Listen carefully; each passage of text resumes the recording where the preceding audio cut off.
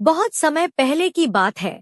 एक छोटे से गांव में माया नाम की एक विकलांग लड़की रहती थी।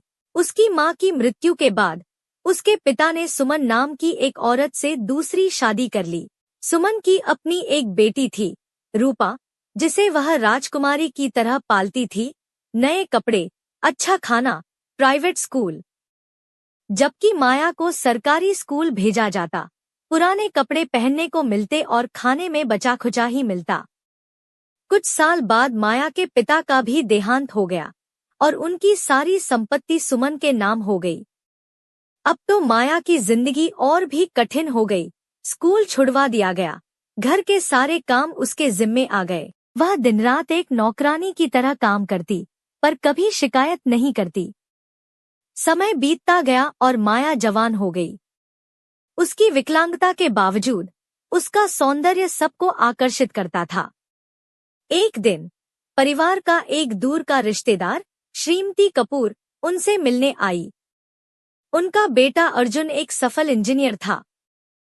सुमन ने सोचा कि रूपा का रिश्ता अर्जुन से तय कर दिया जाए। लेकिन जब श्रीमती कपूर ने दोनों बेटियों को देखा तो उन्होंने माया को चुना। यह लड़की नेकदिल है, यही मेरे बेटे के लिए उपयुक्त है। सुमन हैरान रह गई, पर रूपा ने विरोध किया। माँ, यह तो लंगड़ी है, अर्जुन भला मुझे क्यों नहीं चुनेगा? तभी गांव में एक भयंकर संक्रामक बीमारी फैली और सुमन भी उसकी चपेट में आ गई। डर के मारे रूपा रिश्तेदारों के घर चली गई। मैं यहाँ नहीं रुक सकती, मुझे अपनी जिंदगी प्यारी है। लेकिन माया ने सुमन का साथ नहीं छोड़ा। वह दिन रात उसकी सेवा करती रही, दवाइयाँ देती, खाना खिलाती। शुरू में सुमन ने उसे डांटा फटकारा, पर धीरे धीरे उसका हृदय पिघलने लगा। मैंने तुझे हमेशा दुख दिया, फिर भी तू मेरी देखभाल कर रही है?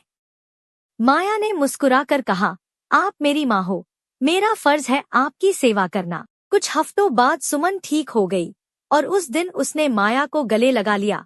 माफ कर देना बेटी, मैंने तुझे कभी प्यार नहीं दिया।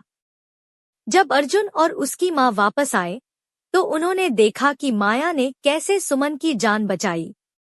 अर्जुन ने कहा, माँ, मुझे इसी लड़की से शादी करनी है। रूपा चिल्लाई, नहीं, मैं ज्यादा सुंदर और स्वस्थ हूँ। तभी सुमन बोली, शादी दिल से होती है, शरीर से नहीं। माया ने मुझे बचाया, जबकि तू भाग गई। अर्जुन का फैसला सही है। कुछ महीनों बाद माया और अर्जुन की शादी हुई। सुमन ने अब माया को अपनी असली बेटी की तरह प्यार दिया और रूपा को भी सबक मिला। सच्चा प्यार और करुणा ही जीवन की सबसे बड़ी जीत है।